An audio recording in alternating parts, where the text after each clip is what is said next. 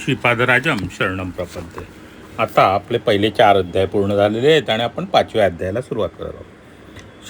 5व्या अध्यायाचं नाव आहे शंकर भटांचे तिरुपतीला पोहोचणे, कणिकापात तिरुमलदासांची भेट. आता इथे तिरुमलदासांची त्यांची भेट होणार आहे. तर श्रीपादांच्या अनुग्रहाने शंकर भटांचे शनिपीडा निवारण हे या अध्यायाचं नाव आहे.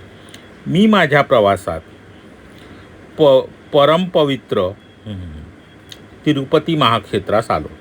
माझ्या मनात केव्हाही न अनुभवलेल्या शांतीचा अनुभव आला. तिरुपती महाक्षेत्रातील पुष्करणीचे स्नान करून मी व्यंकटेश्वराचे दर्शन घेतले. मंदिराच्या अंगणात ध्यानस्थ झालो. ध्यानात श्री व्यंकटेश्वरांच्या स्त्रीमूर्ती रूपात पाहिले. बाल त्रिपुरा सुंदरी या रूपात पाहिलेली मूर्ती थोड्या क्षणात परमेश्वराच्या रूपात बदलली आणि थोड्या वेळाने महाविष्णूच्या रूपात बदलली. ध्यानात नंतर अजून काही काळ ती मूर्ती 16 वर्षाचे वय असलेल्या अतिसुंदर तरुण यतीच्या रूपात प्रकट झाली. त्या बालयतीची दृष्टी अमृतमय होती. त्यांच्या नेत्रदयातून हजारो मातांच्या वात्सल्यानुरागाची जणू काही वर्षाच होत होती. एवढ्यातच त्या बालयतीजवळ काळ्या रंगाचा एक कुरूप माणूस पोहोचला. तो कुरूप माणूस त्या बालयतीस म्हणाला, श्रीपाद श्रीवल्लभ प्रभू, आपण साऱ्या विश्वाचे नियंते आहात. तुमचा भक्त असलेल्या शंकर भटाला आजपासून 7:30चा प्रारंभ आहे. या विश्वात अनेक प्रकारचे कष्ट आहेत, ते मी त्याच्या अनुभवास आणीन. प्रभूंच्या आज्ञेसाठी इथे उभा आहे.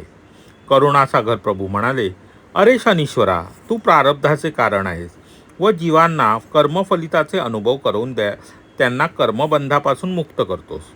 तू तुझ्या धर्माला अनुसरून कर्तव्य कर. आश्रित जनाचे रक्षण करणे ही माझी प्रतिज्ञा आहे. म्हणून शंकर भटाला मी तुझ्यापासून झालेल्या कष्टाकाळात सहाय्य करून ती कशी सुटका करून देतो ते तू बघ. श्रीपाद स्वामींचे आणि शनेश्वरांचे असे संभाषण झाल्यावर दोघेही माझ्या ध्यानातून निघून गेले. परंतु भगवान मूर्तीचे ध्यान करणे कठीण झाले. माझा कष्टकाळ पुढे ठाकला आहे आणि श्रीपादांकडून माझी या कष्टातून सुटका होईल असे मला कळले. मी तिरुमालाहून तिरुपतीला आलो. तिरुपतीला रस्त्यावर मनाला वाटेल तसे चालले होतो.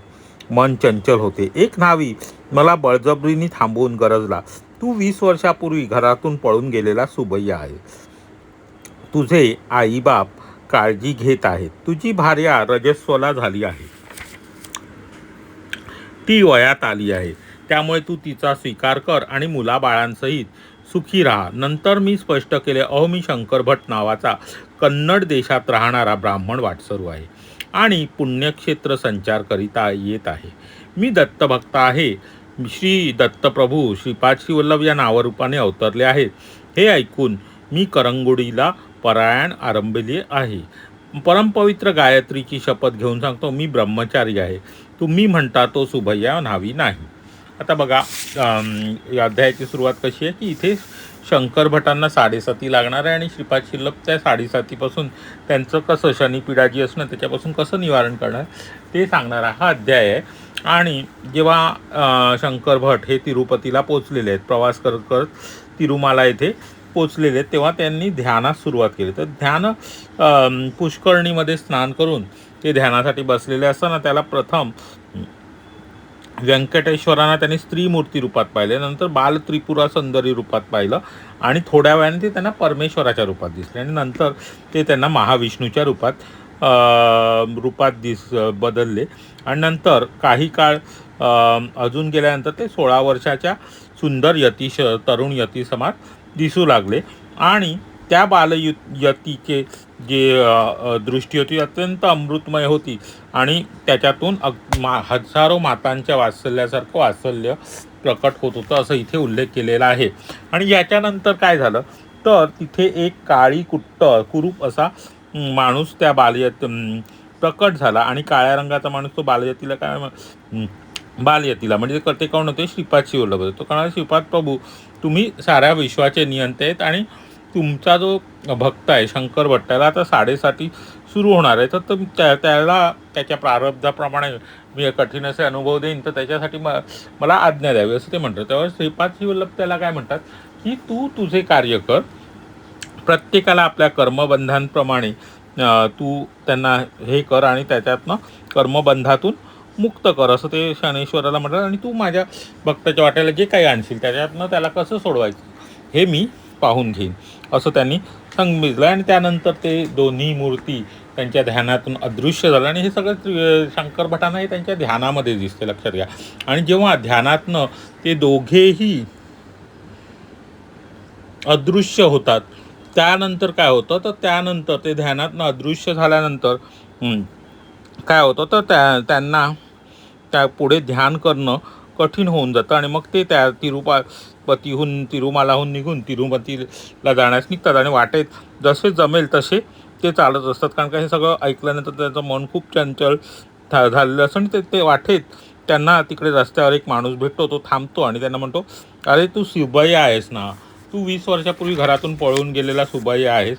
आता तुझे आईवडील तुझी वाट पाहत आहेत, तुझी पत्नीसुद्धा वयात आली आहे, तेव्हा तू तिचा स्वीकार कर आणि मुलाबाळांसहित संसार करणे सुखी राहा असे तो त्यांना सांगतो. पण त्यावर शंकर भट काय म्हणतात, की मी पुण्यक्षेत्र फिरतणारा एक वाटसरू आहे आणि मी दत्तभक्त असून श्रीपाद श्रीवल्लभ हे दत्तरूपात दत्तगुरू हे श्रीपाद श्रीवल्लभ या नावाने अवतरित झालेत आणि त्यांच्या दर्शनासाठी मी करंगडीला म्हणजे कुरवपूरला जात आहे असं तो सांगतो. आणि पवित्र गायत्रीची मी शपथ घेऊन सांगतो की माझा कुठेही कोणाशी विवाह झालेला नाही, मी बाळ ब्रह्मचारी आहे, मी सुबैया नावी नाही असं ते त्या व्यक्तीस सांगतात.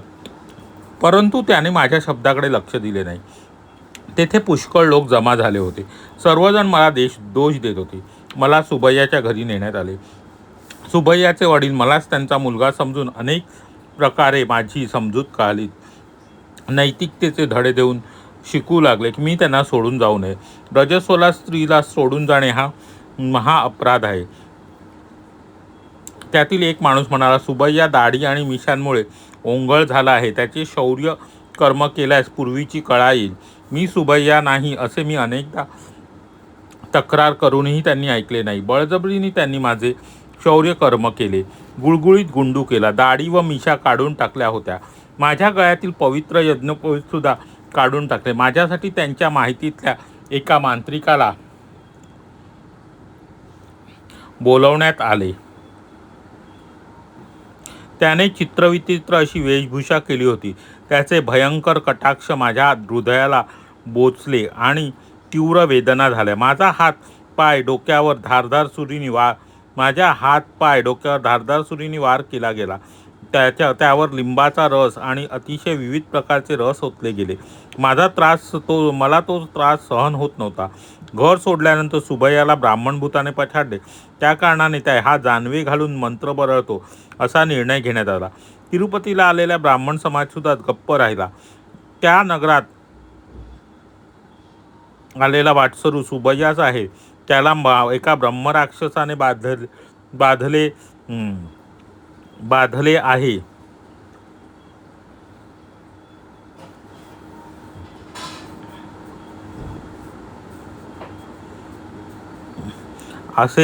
असेच ते म्हणाले.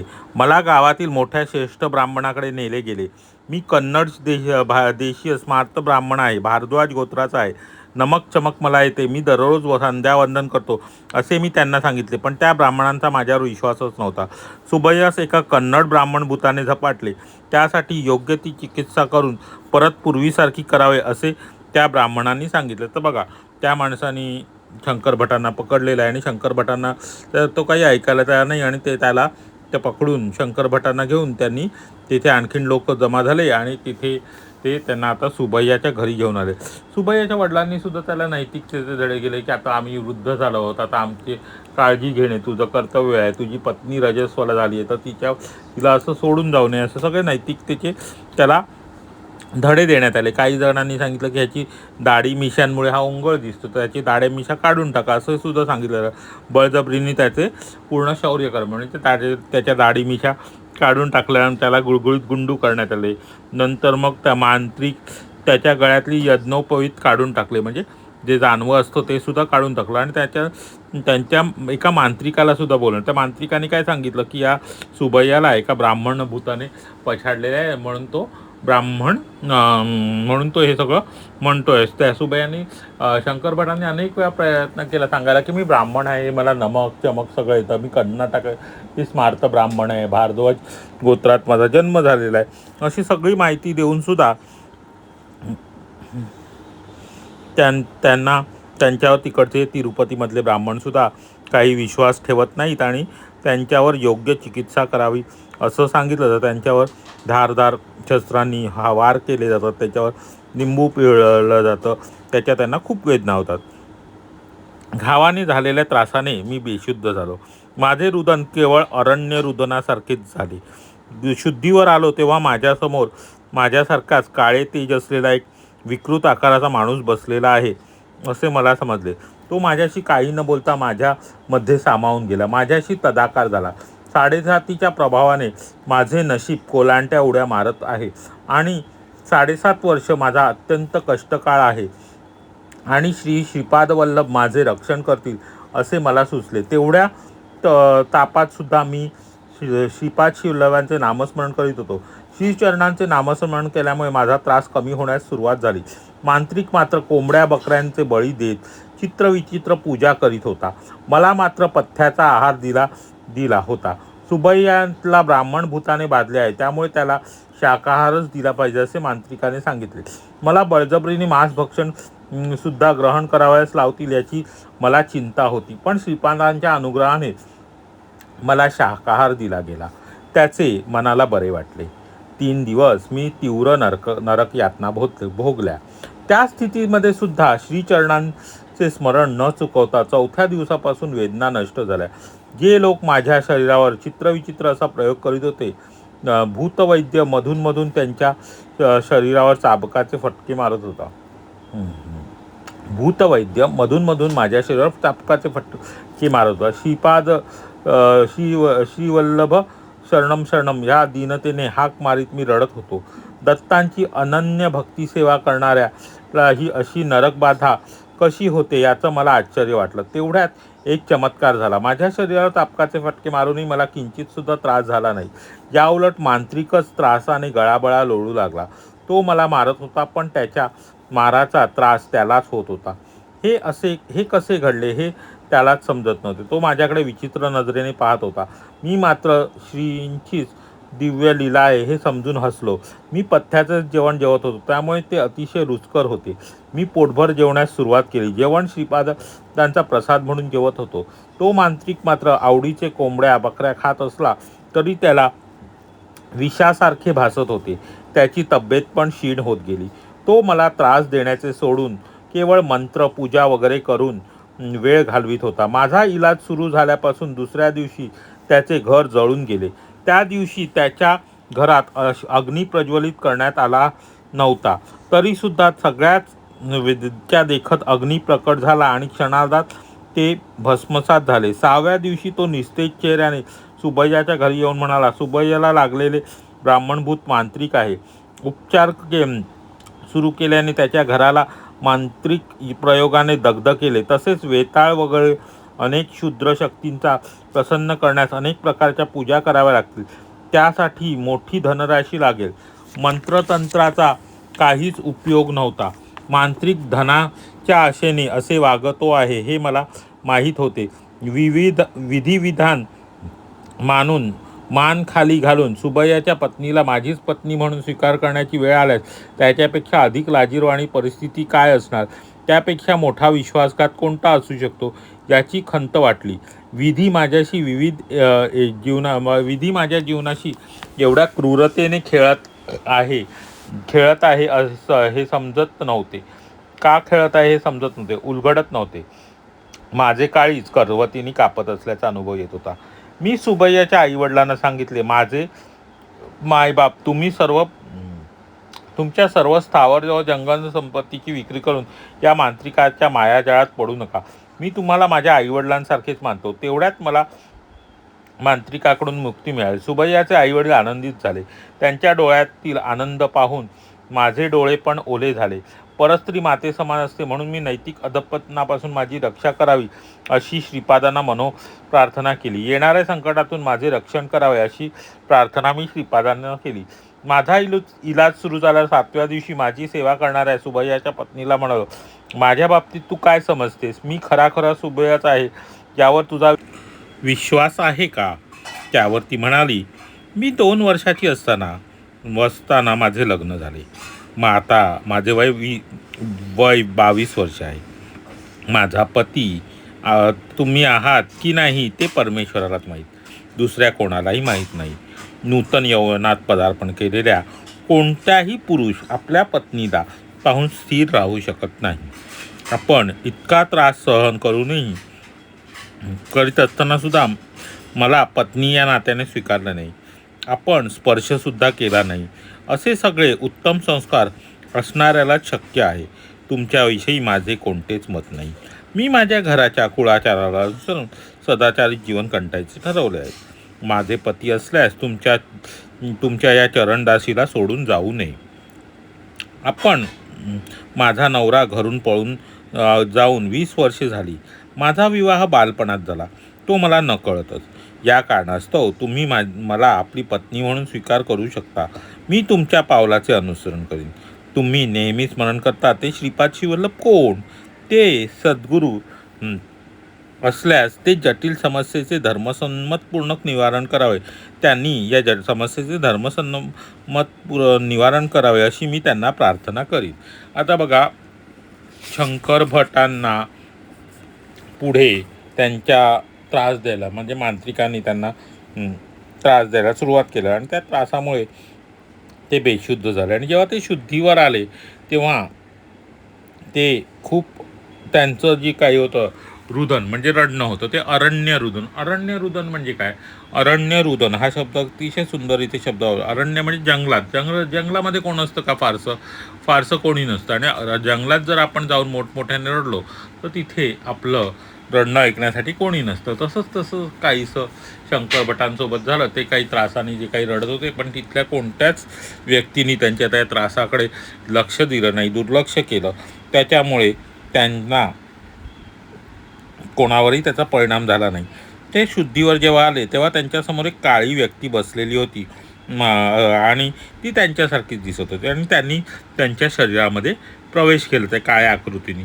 आणि तेव्हा त्यांना कळलं की आपल्या साडेसाती सुरू झालेली आणि या साडेसातीच्या प्रभावामुळे आपल्याला खूप कष्ट भोगावे लागणार आहेत, पण श्रीपाद श्रीवल्लभ या कष्टातून आपली सुटका करतील असं शंकर भटांना इथे विश्वास वाटलेला आहे. आणि पुढे घडणाऱ्या घटना फार चित्रविचित्र होत्या.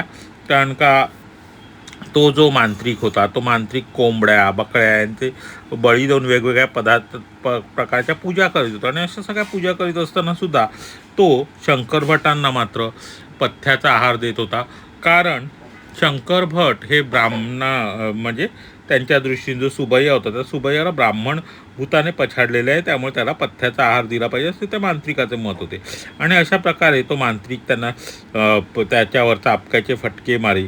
त्या चापकाच्या फटक्यांनी शंकर भटांना तीव्र वेदना त्रास होत होता.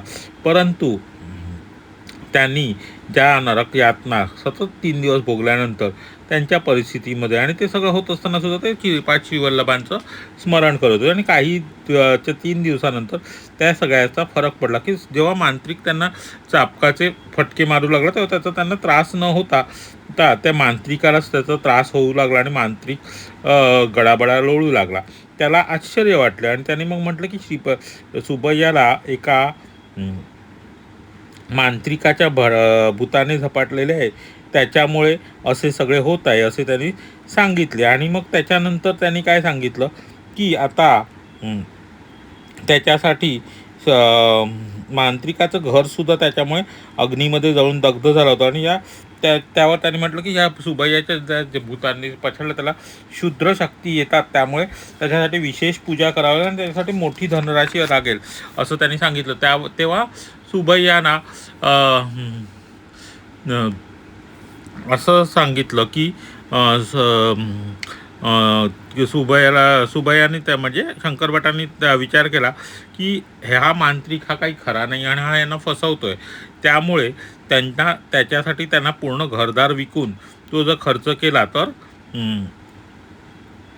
चुकीचं आहे. म्हणून तो काय म्हणतो की आपण कोणाचाही मोठा विश्वासघात असू शकतो अशी मग त्यांना खंत वाटली आणि ते काय म्हणाले की त्यांनी सुबैयाच्या आईवडिलांना काय म्हटलं की तुम्ही दोघंही मला माता पित्या समान आहेत आणि एवढं सगळं म्हटल्यावर त्या मांत्रिकाच्या मायाजाळात आपण अडकू नये असं त्याला म्हणतो. आणि तेवढं म्हटल्यावर त्यांची त्या सगळ्यातनं सुटका झालेली आहे. आणि मग शंकर भटांनी श्रीपाद शिवल्लभांना म्हटलं की परस्त्री माते समान आहे आणि आता मला त्या स्त्रीचा पत्नी म्हणून स्वीकार करावा लागू नये, एवढीच काय ती तुम्ही माझ्यावर कृपा करा आणि काय ते करा असं त्यांनी सगळं सांगितलं. आणि त्या ह्याच्याप्रमाणे मला या अधपतनापासून वाचवा असं सगळं त्यांनी श्रीपाद शिवल्लभांना विनंती केलेली शंकरभटांनी. इथे शंकरभटांनी पुन्हा त्यांच्या पत्नीस विचारलं की तुम्हाला काय वाटतं, म्हणजे सुबैयाच्या पत्नीला प्रश्न केला की तुला काय वाटतं, मी तुझा पती आहे का? तर ती म्हणते माझं लग्न तर झालं तेव्हा मी खूप लहान होते, अगदी वयाच्या दुसऱ्या वर्षी माझं लग्न झालं आणि माझा नवरा त्यानंतर लगेच निघून गेला. लग्नानंतर नवरा निघून गेला आणि आता मी 22 वर्षाची आहे. आता ऐन यौवनात जर एखाद्या पुरुषासमोर आपली पत्नी असेल तर तो तुमच्यासारखा स्थिर राहू शकत नाही, नीतीने वागू शकत नाही, कारण का आपलीच पत्नी असल्यामुळे तो असे वागू शकणार. तर परंतु तुम्ही तसे वागतात म्हणजे तुम्ही कोणीतरी चांगले संस्कार असलेले पुरुष आहात. आणि मी माझ्या पतीला खरंच पाहिलं नाही, माझ्या नकळत्या वयात लग्न झालं, त्यामुळे तुम्ही जर माझे पती असाल तर मी तुमची चरणदासी बनून राहीन आणि तुम्ही जर माझा पत्नी म्हणून जर स्वीकार करत असाल तर मी धर्मसंमत असं वर्तन करीत. आणि ह्या सगळ्या समस्येतून तुम्ही ज्या श्रीपाद शिवल्लभांचा नेहमी नाव घेता ते सद्गुरू असतील तर ते नक्की या समस्येतून मार्ग काढतील असं.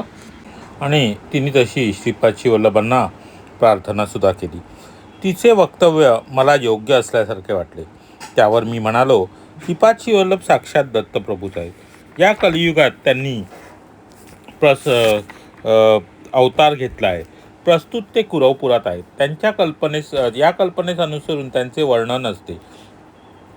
श्रीपाद शिवल्लभांना सद्गुरू या रूपाने आहेत हे ते सिद्ध करतात. छान, तू सुद्धा श्रीपाद शिवल्लभांचे नामस्मरण कर, तुला तुझ्या कर्तव्याचा बोध होईल, सगळ्यांना स्वीकारार्ह ते उत्तर मिळेल.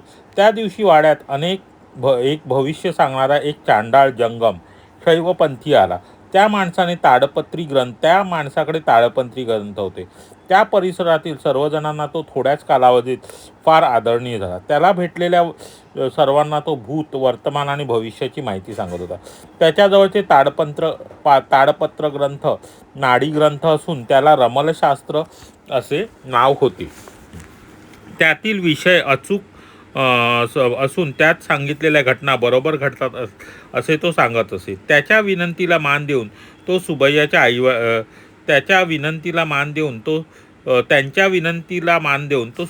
आईवडिलांच्या घरी आला.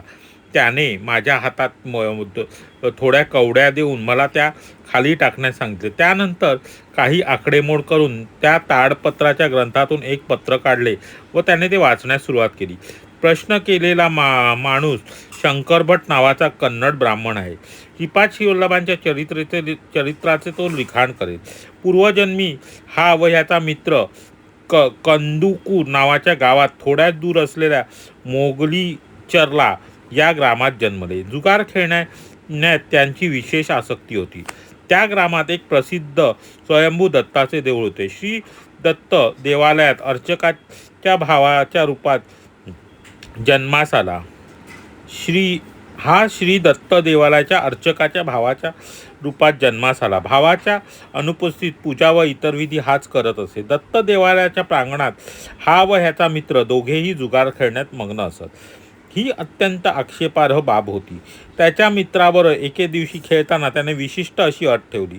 त्याच्या मित्र जिंकल्यास त्याने ठरवलेली रक्कम द्यावी व हा जिंकला तर मित्राने त्याच्या पत्नीस याला द्यावे असे ठरले.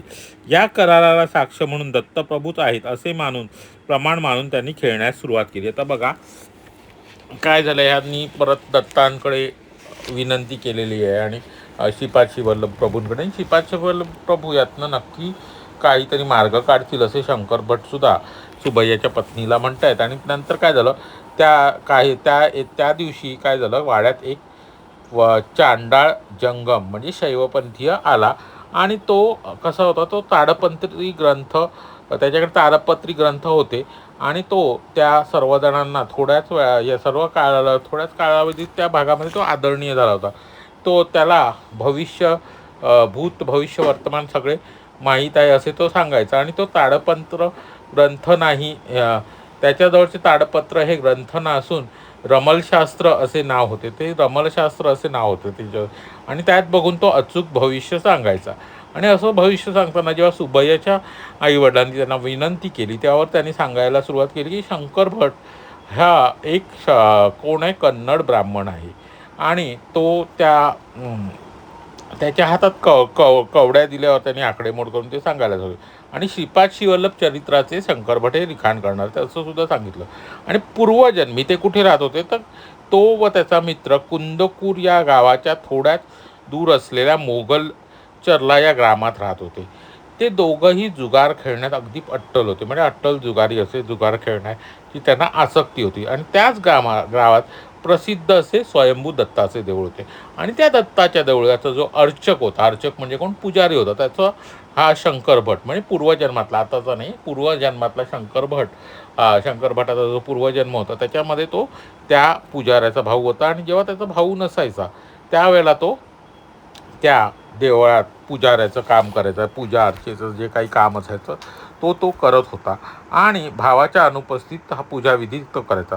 पण त्यांच्याकडून एक आक्षेपार्ह गोष्ट घडली की त्या देवळामध्ये ते जुगार खेळत होते. आणि जुगारामध्ये त्यांनी अशी अट लावली की जर शंकर भट म्हणजे पूर्वजन्मातला जो शंकर भट होता तो जिंकला तर त्याचा मित्र त्याला पैसे देईल. आणि नाही, जर त्याचा मित्र जिंकला तर शंकर भट त्यांना पैसे देणार आहेत.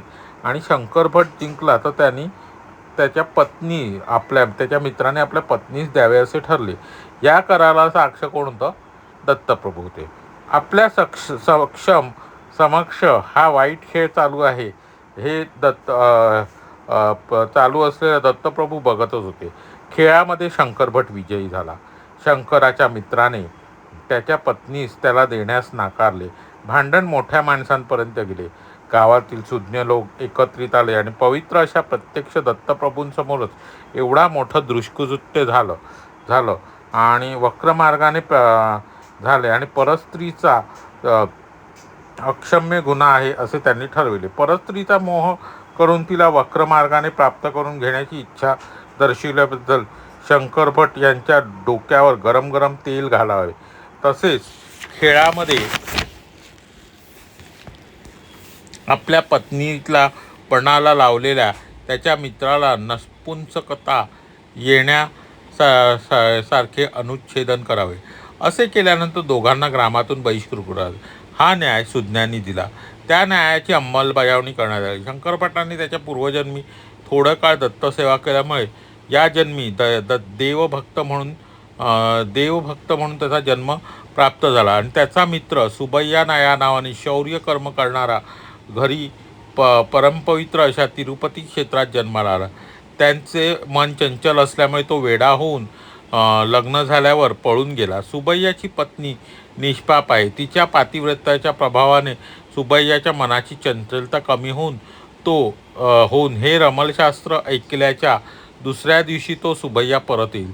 त्याच दिवशी शंकर भटाची सुटका होईल. आणि शंकर भटांना असलेली 7.5 श्रीपाद शिवल्लभांच्या अनुग्रहाने त्याला वर नमूद केलेले त्रास सहन केल्यानंतर 7.5 दिवसातच निघून जाईल. भगवंतांना साक्ष ठेवून अनुचित संकल्प केल्यास अथवा अधर्म केल्यास दत्तप्रभूंकडून कठीणातील कठीण शिक्षा प्राप्त होते. सुबैयाच्या मन चंचलतेचा परिहारास्तव शंकर भटाच्या पुण्यातील थोडा भाग चित्रगुप्ताने सुबैयाच्या खात्यात स्थलांतरित केला आहे.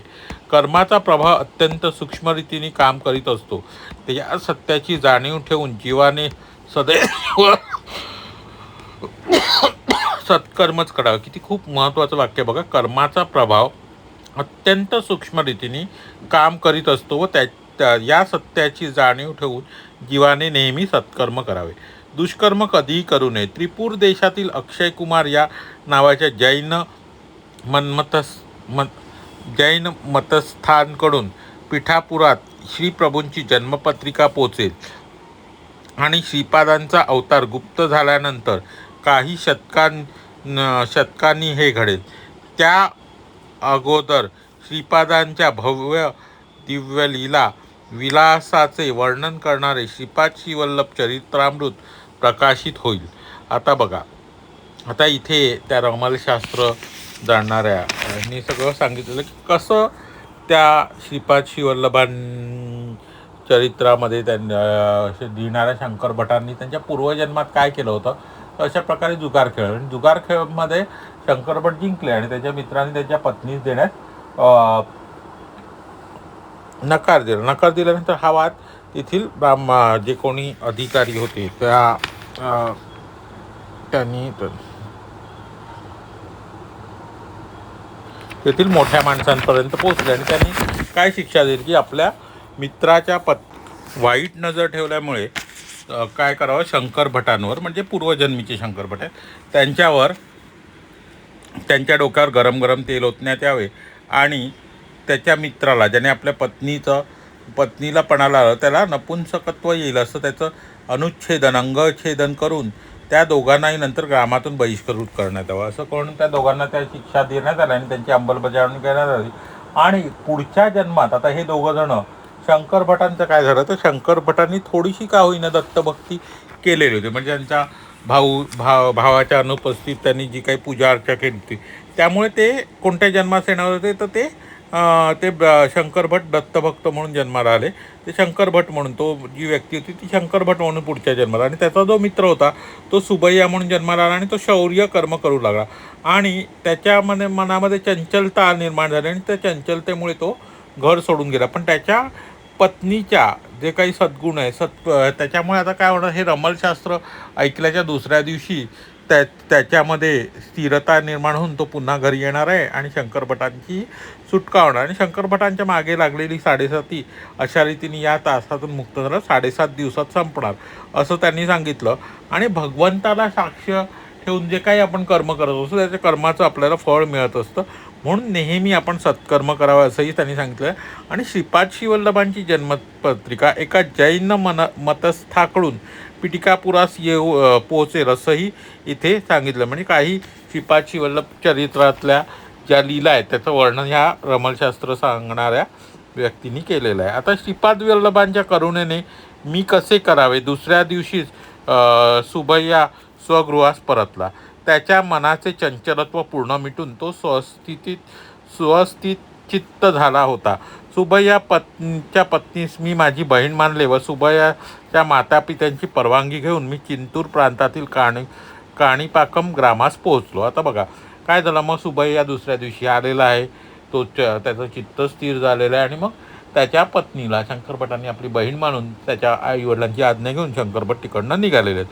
कणिपाक गावात जाणार. कणिपाक ग्राम हे चिंतूरहून थोड्याच अंतरावर आहे. याच ग्रामात वरदराज स्वामींचे देऊळ आहे. तर कणिकापात गावामध्ये कोणतं देऊळ आहे, वरदराज स्वामींचे देऊळ आहे आणि श्री मणिकंठेश्वर स्वामींचे देऊळ आहे आणि श्री वरद सिद्धिविनायकाचे देऊळ आहे. तर बघा कणिपाक क्षेत्रातमध्ये कोणती 3 देऊळ आहेत, तर वरदराज स्वामींचं देऊळ आहे, मणिकंठेश्वर स्वामींचं देऊळ आहे आणि वरद विनायकाचे देऊळ आहे. तर श्री वरद विनायकाचं दर्शन घेऊन मी बाहेर आलो. आता शंकरभट हे वरद विनायकाच्या दर्शनाला गेले, तेथून बाहेर आले. तेथे एक उंच कुत्रे उभे होते. मला भीती वाटून मी वरद सिद्धिविनायकाच्या देवळात परत गेलो. थोड्या वेळाने देवाचे ध्यान करून बाहेर आलो तेव्हा त्या कुत्र्यावर अजून एक तेवढ्याच उंचीचा कुत्रा होता. हा कुत्र्याकडून चावले जाणे आणि निश्चितच आहे असे मला भीती वाटली. परत मी वरद सिद्धिविनायकाच्या मंदिरात गेलो. मंदिरातील पुजाऱ्याला माझे वर्तन विचित्र वाटले. बाबा, तू घटकेभराला बाहेर जाऊन परत मंदिरात येतो आहेस, याचे कारण काय ते तसे त्याने मला विचारले. मी माझ्या भीतीविषयी सांगितले. त्यावर तो पुजारी म्हणाला, अरे ते निष्कारण कोणाला काहीच इजा करणार नाही. ते एका धोब्याचे पाळीव कुत्रे आहेत. तो धोबी दत्तभक्त आहे.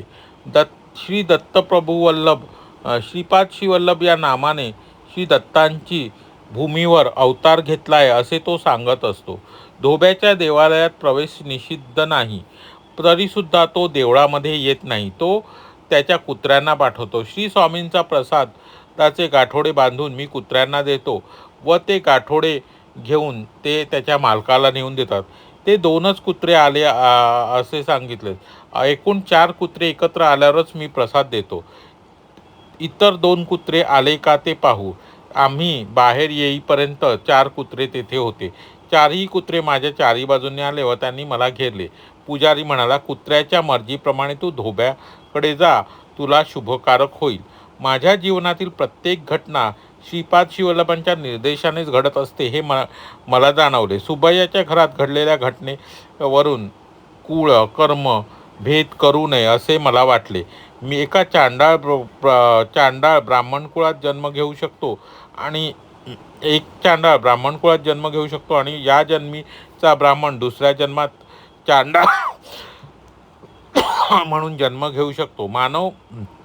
मानव आपण केलेल्या पुण्याचेच गाठोडे घेऊन जन्माजन्मांतरांच्या कर्मप्रवाहात वाहत असतो. आता बघा काय झालं, ते श्रीपाद श्रीवल्लभा ना नमस्कार करून ते तिथून निघाले. कणिकापातम गावात पोचलेले आहेत. तिथे 3 मंदिरांमध्ये दर्शन घेऊन जेव्हा ते वरदसिद्धी विनायकाच्या देवळातून जेव्हा ते बाहेर पडत होते तेव्हा त्यांना कोणाचं दर्शन झालेलं आहे, तर तिथे एक भला मोठा कुत्रा आलेला आहे आणि त्या कुत्र्याला पाहून शंकरभट घाबरलेत आणि परत आतमध्ये गेले. परत बाहेर आल्यावर त्यांना 2 कुत्री दिसली आणि त्यांना आता वाटलं की हे कुत्रे मला चावणार आणि माझ्यावर प्रसंग ओढवणार असं त्याची जाणीव झाली. आणि शंकरभट आतबाहेर करतोय म्हणून त्या देवळातल्या पुजाऱ्यांनी त्यांना विचारलं की बाबा तुम्ही असे विचित्र वर्तन करत आहात. तेव्हा शंकरभटांनी त्यांना सांगितलं की तिथे बाहेर 2 कुत्रे आले. त्यावर त्या देवळाचा पुजारी म्हणाला, तो कुत्रे हे तिरुमलदास या एका धोब्याचे 2 कुत्रे आहेत. आणि तसं तो धोब्यांना देवळामध्ये प्रवेश निषिद्ध नाही, पण ते कुत्रे येतात आणि त्यांच्याजवळ मी स्वामींचा प्रसाद देतो आणि ते त्या धोब्यापर्यंत पोहोचवतो. हे 2 कुत्रे आलेत, खरं तर हे 4 कुत्रे आले कीच मी प्रसाद देतो असं त्यांना सांगितलं आहे. आणि त्याप्रमाणे आपण बाहेर जाऊन बघू. बाहेर जाऊन बघितलं ते 4 कुत्रे आलेले असतात. मग त्या कुत्र्यांकडे त्या प्रसादाचं गाठोडं ते ब्राह्मण देतात धोब्यासाठी आणि ते 4ही कुत्रे 4ही बाजूंनी त्या शंकरभटांना ते वेढतात आणि ते वेढल्यानंतर तो ब्राह्मण काय म्हणतो, ह्या कुत्र्यांची इच्छा आहे की तू तिरुमलदासांना जाऊन भेट. त्या धोब्याचं नाव काय असतं, तिरुमलदास. तर तिरुमलदासांना जाऊन भेट आणि ते एकत्र तिथे जावं. तो हे जे तिरुमलदास आहेत ते नेहमी म्हणत असतात की श्री दत्तप्रभूंनी पृथ्वी तलावर श्रीपाद श्रीवल्लभ म्हणून दत्त अवतार घेतलेला आहे असे ते नेहमी म्हणतात. तर तू त्यांना जाऊन भेट आणि तुझं त्यासाठी ते शुभकारक आहे असं ते शंकरभटांना सांगतात. त्याच्याप्रमाणे शंकरभट विचार करतात की आत्तापर्यंत माझ्या आयुष्यात जे काही घडलं आहे ते दत्तप्रभूंच्या आज्ञेमुळे घडलेलं आणि त्याचप्रमाणे श्रीपाद श्रीवल्लभांच्या आज्ञेने जे काही घडलं ते चांगलंच घडलं आहे आणि आत्तापर्यंत त्यांचा जो जन्माचा अहंकार होता तो निघून गेला होता. म्हणजे या जन्मात जो चांडाळ आहे तो पुढच्या जन्मात ब्राह्मण म्हणून जन्मास येऊ शकतो पुढच्या आपल्या सत्कर्मामुळे. आणि ह्या जन्मात जो ब्राह्मण आहे तो आपल्या कर्मांमुळे पुढच्या जन्मात हा चांडाळ म्हणून सुद्धा जन्म शकतो. हे आता शंकरभटांना जाणवलेलं आहे. आणि जन्मजन्मांतराच्या कर्मप्रवाहात आपण आपल्या पापपुण्याचे गाठोडे घेऊन कर्मप्रवाहात वाहत जातो असतो असं त्यांनी सांगितलेलं आहे इथे. आणि पुढे शंकरभट हे तिरुमलदासांच्या घरी जाण्यास निघाले. त्या पुजाऱ्याच्या सूचनेनुसार मी त्या धोब्याच्या घरी गेलो. तो रजक 70 वर्षाचा म्हातारा होता. त्याच्या झोपडीतून बाहेर आला आणि त्याने मला एका पलंगावर आदराने बसविले. ब्राह्मण जन्माचा माझा बराचसा अहंकार अगोदरच गेला होता. श्रीपाद श्रीवल्लभांचे भक्त कोणीही असले तरी ते आत्मीयासारखेच होते. वरदविनायकाच्या देवळातील प्रसाद तिरुमलदास म्हणवल्या जाणाऱ्या त्या धोब्याने दिला व श्रीपाद श्रीवल्लभांचा प्रसाद म्हणून तो मी स्वीकारला. ऐनवल्लीचे गणपती श्रीपाद श्रीवल्लभ म्हणून अवतरले. आता तिरुमलदासाने बोलण्यास प्रारंभ केला. बाबा, आजचा दिवस शुभ आहे. आपल्या दर्शनाचे सद्भाग्य मला लाभले. तुम्ही माझ्याकडे कधी याल? मल्ल्याद्रीपूर आणि पिठिकापूर येथील अनेक वार्ता कधी सांगाल याची उत्सुकतेने वाट पाहतो आहे. बाबा शंकर भटा. वरद सिद्धिविनायकाचा प्रसाद घेतला. तू आजच्या दिवशीच श्रीपाद शिवल्लभ चरित्राच्या लिखाणाला श्री गणेशा कर. म्हणजे त्यांनी त्यांना काय सांगतो की तू वरद सिद्धिविनायकाचा प्रसाद घेतलास तर आजच्याच दिवशी तू श्रीपाद शिवल्लभच्या चरित्राच्या लिखाणाला सुरुवात तू श्री गणेशा कर. तू श्रीपाद शिवल्लभाचा आशीर्वाद तुला श्रीपाद शिवल्लभांचा आशीर्वाद कुरवपुरात तावेल. तू पूर्वजन्मी थोर वेद पंडित होता. मी पूर्वजन्मी थोर वेद पंडित होतो. मी अत्यंत कृपण होतो. माझ्या मृत्यू समयी नुकतेच जन्मलेले गाईचे वासरू जुन्या चिंधीला चघळताना पाहिले. मरतेवेळी मलिन वस्त्रावर नजर ठेवून मी प्राणत्याग केला, त्यामुळे रजकाच्या जन्मास आलो. मरतेवेळी ज्या संकल्पाने प्राणत्याग होतो त्याच अनुसरून आपल्याला पुढचा दुसरा जन्म मिळतो. माझ्या पूर्वपुण्याईनेच गर्तपुरी म्हणजे गंटूर मंडळातील पलनाड प्रांतातील मल्ल्याद्रीपुरात मी जन्मलो.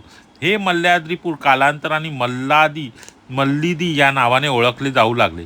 या ग्रामात मल्लादी नावाची 2 घराणी होती. मल्लादी बापन्नावधानी नावाचे महापंडित हरितस गोत्राचे होते, तर मल्लादी श्रीधर अवधानी हे महापंडित कौशिक गोत्रिक होते. श्रीधर अवधानी यांची बहीण राजमांबा हिचा विवाह बापन्नावधानी यांच्यावर झाला. दोघेही मेवणे महापंडित होते. गोदावरी महामंडळांतर्गत ऐनवल्ली या ग्रामात झालेल्या सुवर्ण गणपती महायागास दोघेही गेले होते. शास्त्राप्रमाणे शेवटच्या आहुतीचा महागणपती आपल्या सोंडेत स्वीकार करील आणि आपले सुवर्णकांतीयुक्त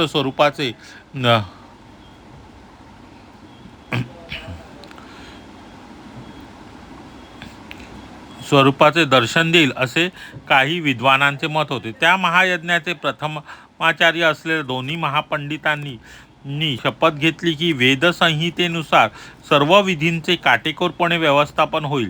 त्यांच्या डोळ्यादेखत श्री गणपती महागणपती प्रकट करतील. यज्ञाच्या शेवटी सर्व कांतीने गणपतींचे स्वर्णमय कांतीने गणपतीचे दर्शन दिले. शेवटी आहुती आपल्या सोंडेत स्वीकारली.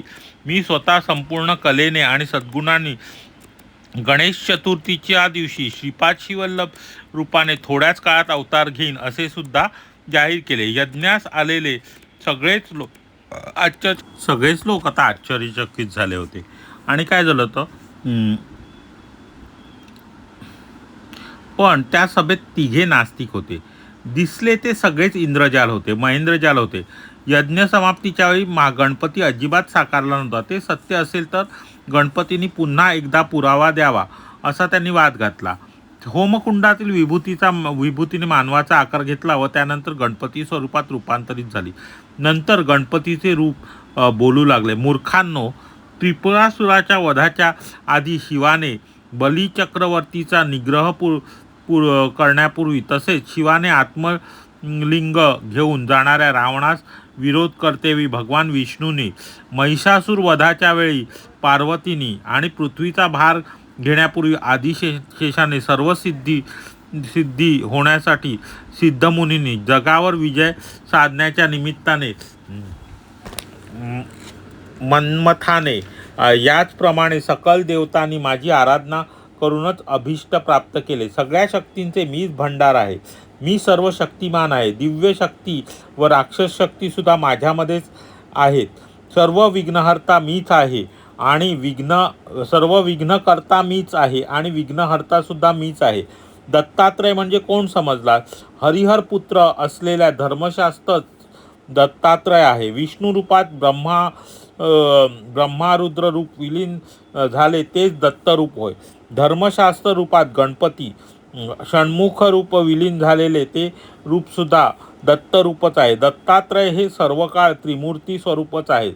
ते जाणा. श्रीपाद शिवल्लभ रूपात महागणपती असल्याने सुचवण्यासाठी गणेश चतुर्थीच्या दिवशी त्यांचा अवतार होईल. आता बघा किती गहन कथा इथे आलेली आहे. कसं त्या मल्ल्याद्री वंशातील 2 भावंडांनी तिथे तो भावंड म्हणजे मेहुणे आणि आणि तो यज्ञ केला, तिथे गणपती प्रकट झाला आणि त्या गणपतीने पुढे या सगळ्या गोष्टी सांगितलेल्या आहेत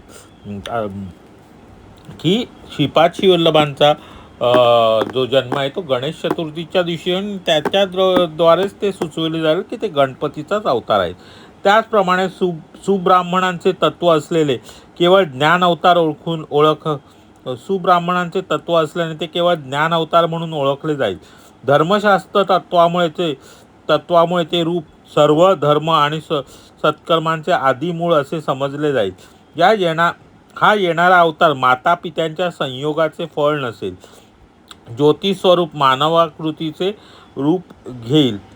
मी तुम्हाला शपथ देत आहे, सत्य स्वरूप पाहून सुद्धा ते असत्य आहे असे तुमच्यापैकी एक जण म्हणाला, त्यामुळे तो आंधळा म्हणून जन्मेल. दुसऱ्याने सत्य स्वरूपाची प्रशंसा करणारे भाष्य न करता टिंगल केल्यामुळे तो मुका म्हणून जन्मेल. एवढ्या सत्यवादी भक्तांनी सांगितलेल्या सत्याकडे कानाडोळा केल्यामुळे तिसरा बहिरा होईल. आता बघा त्या तिघांविषयी काय म्हणालेले आहेत ते गणपती. तर तुम्हाला माझा जो पुढचा अवतार आहे तो ज्योती स्वरूपात होणार आहे आणि तुम्ही तुमच्यापैकी एक जण सत्य स्वरूप पाहून सुद्धा तुमच्यापैकी एक जण तो असत्य आहे असे म्हणाला, त्यामुळे तो आंधळा होईल. जो असत्य आहे तो म्हणा तो आंधळा होईल. दुसऱ्याने सत्य स्वरूपाची प्रशंसा करणारे भाष्य न करता टिंगल केल्यामुळे तो मुका होईल.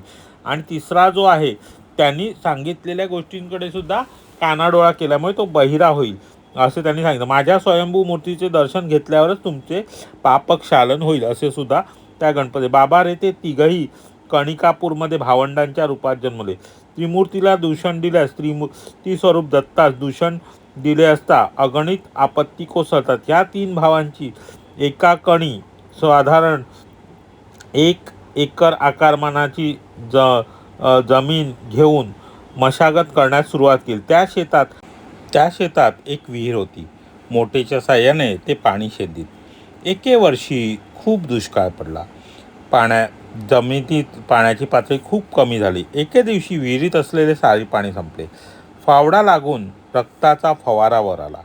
रक्त हाताला लागल्यामुळे मुक्यातला वाचा फुटली. पाणीसुद्धा विहिरीत यथाविधी भरू लागले. पाण्याच्या स्पर्शाने बहिऱ्याचा दोष गेला व तिसऱ्या आंधळ्याने त्या पाण्यातील दगडाला स्पर्श केल्यामुळे त्याचे अंधत्व नाहीसे झाले. या स्वयंभू विनायकाच्या दगडी मूर्तीच्या डोक्यावर फावडा लागून रक्तस्राव आरंभ झाला. त्या वरसिद्धी विनायकाची प्रतिष्ठापना करण्यास सत्य ऋषी बापन्नावधानी आणि त्यांचा मेहुणा श्रीधरावधानी यांनी या ग्रामास आले.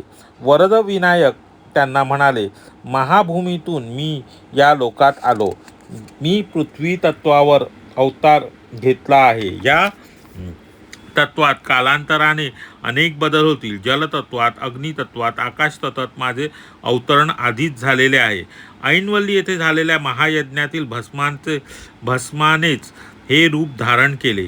भविष्य काळात कर्तव्याचा मी तुम्हाला आदेश देतो आहे. श्रीशैल्याच्या कळा कमी झाल्या आहेत. सूर्यमंडळातील तेजाचा तुम्ही येथे शक्तिपात केला पाहिजे. तुम्ही श्रीशैल्यामध्ये शक्तिपात केल्याच्या दिवशीच गोकर्णमध्ये, काशीमध्ये आणि बद्रीमध्ये, केदारनाथमध्ये एकाच वेळी माझ्या विशेष अनुग्रहाने शक्तिपात होईल. श्रीपाद श्रीवल्लभांच्या अवतरण समय परिपक्व होत आहे. श्रीधरा, तुझे आडनाव मी श्रीपाद म्हणून बदलत आहे आणि कौशिक गोत्रिक तुमचे वंशज म्हणून श्रीपाद या आडनावाने ओळखले जातील. रजक असलेल्या तिरुमलदासा शंकरभटांना म्हणाला, बाबा शंकरा, बापन्नावधानीने पिठिकापुरात स्थलांतरित झाले. त्यांनी श्रीपाद श्रीवल्लभांच्या अनेक बाललीला पाहिल्या. उद्या मी तुला त्याचे सविस्तर सांगेन.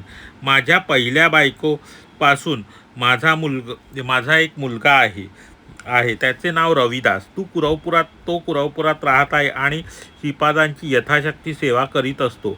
मी श्रीपाद प्रभूंच्या आज्ञेनुसार कणिपाकमध्ये दुसरी पत्नी व मुलांसोबत माझ्या कुटुंबाच्या व्यवसायाला अनुसरून राहत आहे. पिठिकापुरात अनेक महानुभवांना भेटशील. व्यंकटय्या श्रेष्ठी नावाच्या उच्चकुलीन वैश्याला भेटशील तेव्हा अनेक महत्त्वाच्या विषयांबद्दल तुला माहिती मिळेल. श्रीपाद प्रभू श्री श्रेष्ठींना श्रीपाद प्रभू व्यंकटप्पा श्रेष्ठी या नावाने हाक मारित असत. श्री श्रेष्ठींच्या वंशावर श्रीपादांचा अभयहस्त आहे. वत्सवाई नरसिंहवर्मा सुद्धा भेट. त्यांच्या श्रीपादांशी घनिष्ठ संबंध आहे. तुझ्याकडून रचल्या जाणाऱ्या श्रीपादांच्या चरित्रात श्रीचरणांचाच आशीर्वाद लाभेल. तू लिहिलेल्या ग्रंथाखेरीज दुसरा कोणताही ग्रंथ श्रीपादांचे चरित्र संपूर्ण रीतीने माहिती देणारा असणार नाही, ही श्रीचरणांची आज्ञा आहे. श्रीपाद श्रीवल्लभांचा जय जयकार असतो. आता बघा, आपण 5वा अध्याय पाहिला. या 5व्या अध्यायात बऱ्याचशा घटना अशा आलेल्या आहेत ज्याचं हे आता ऐनवल्लीचे जे गणपती आहेत तेच पुढे श्रीपाद श्रीवल्लभ म्हणून प्रकट होणार. आणि तिथे ऐनवल्लीला जेव्हा त्यांनी तो महागणपतीसाठी तो बापन्ना वधानी मल्लादी बापन्ना वधानी आणि श्रीधरा वधानीने जेव्हा तो एक यज्ञ केला होता ते दोन्ही महापंडित होते. त्यांनी तिथे यज्ञ केल्यानंतर तिथे गणपती शेवटची आहुती घेण्यासाठी गणपती प्रकट झाला. पण तो गणपती खराच आहे असे त्याने आश्चर्य लोकांनी व्यक्त केलं. पण काय तिघांनी तिथे ते मानलं नाही, सत्य मानलं नाही. तेव्हा गणपतीने त्यांना आंधळा, पांगळा आणि आंधळा, मुका आणि बहिरा असं होण्याचं हे दिलं, शाप दिला. आणि काही वर्षांनी ते जेव्हा पूर्वजन्म घेतला त्यांनी, तेव्हा तिथे त्यांचा मुका, बहिरा आणि आंधळा म्हणून झाला. आणि त्यांनी कणिपाक या ठिकाणी कणिपूर इथे त्यांनी 1 एकर जमीन घेऊन तिकडे शेती करायला सुरुवात केली होती. पण त्यांच्या 1 वर्ष खूप दुष्काळ पडला आणि त्यांच्या विहिरीतलं पाणी संपलं. तेव्हा त्यांनी ते विहीर खणण्यास सुरुवात केली. तेव्हा त्या विहिरीचा फावडा एका गणपतीच्या मूर्तीला, दगडी मूर्तीच्या डोक्यावर फावडा लागला आणि त्याच्यातून रक्तस्राव सुरू झाला. आणि त्या रक्तस्रावाच्या स्पर्शाने काय झालं तर तो जो बहिरा होता त्याला दिसू लागलं, ऐकू येऊ लागलं. मुक्याला नंतर पाण्याचा स्पर्श झाल्यामुळे तो, आणि आंधळ्याला सुद्धा दृष्टी, म्हणजे त्या तिघांचे व्यंग हे दूर झाले. त्यांचे जे काही व्यंग होते ते दूर झाले. जसे की त्या रक्ताचा स्पर्श झाल्यामुळे काय झालं तर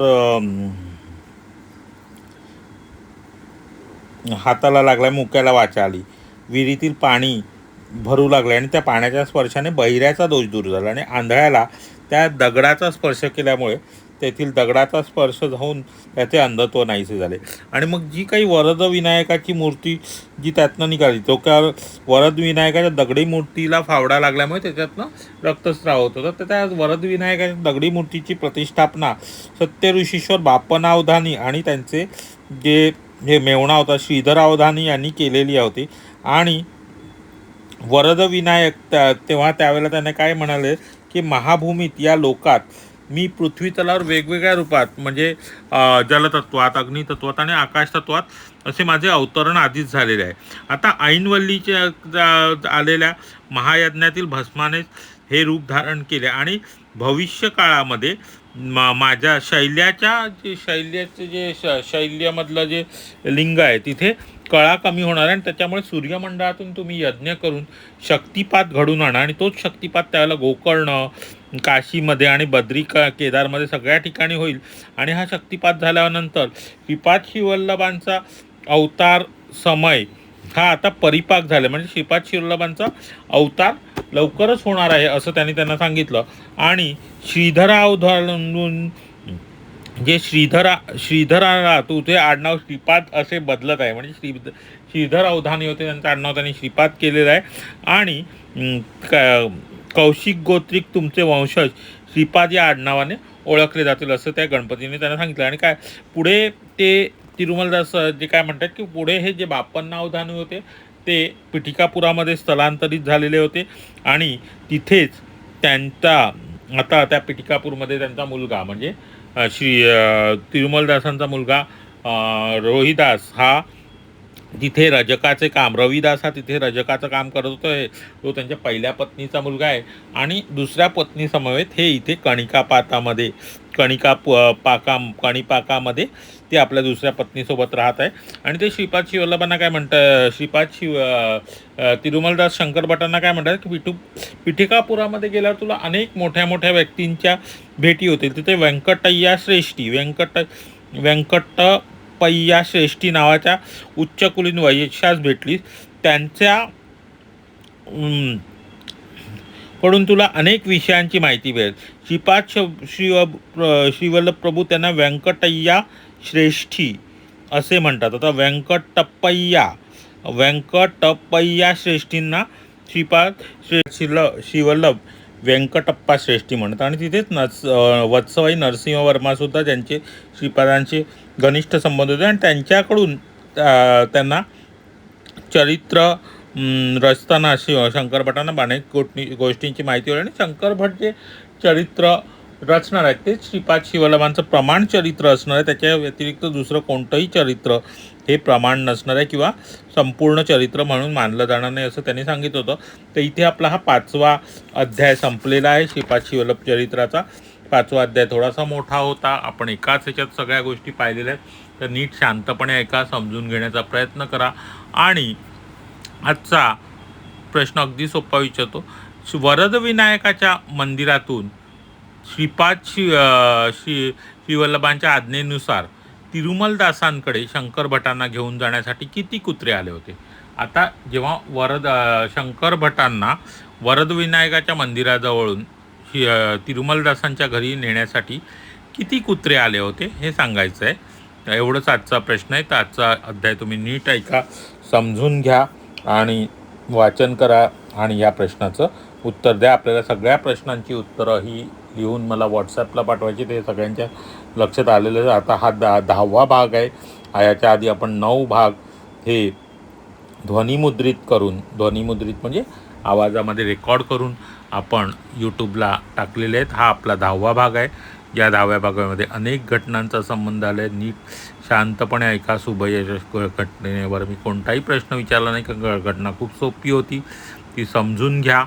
कर्म 7.5तून शंकर भटांची कशी मुक्तता श्रीपाद शिवल्लभांनी 7.5 दिवसात केली.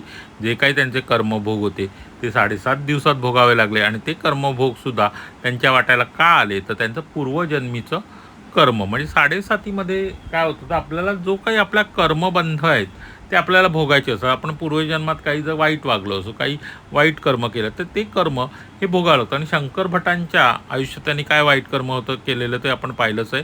ते त्यांना भोगावे लागलेलं आहे. म्हणून आपण आपले कर्म हे नेहमी चांगलेच केलं पाहिजे. म्हणजे आपला वाईट काळ जरी आला तर ते कर्म भोगावं लागतं. सत्कर्म केलेलं असेल तर वाईट काळसुद्धा खूप अल्प, आणि श्री गुरूंची कृपा झाली तर तो वाईट काळ हा किती अल्प काळात आपण ते भोगतो. म्हणजे 7.5 वर्षाची 7.5 शंकर भटांना श्रीपाद शिवल्लभांच्या कृपेने 7.5 दिवसात भोगली. पण तेवढं आपलं पुण्य असावं लागतं. चला, हा अध्याय इथेच संपूया. श्रीपादराजम शरणम प्रपद्ये.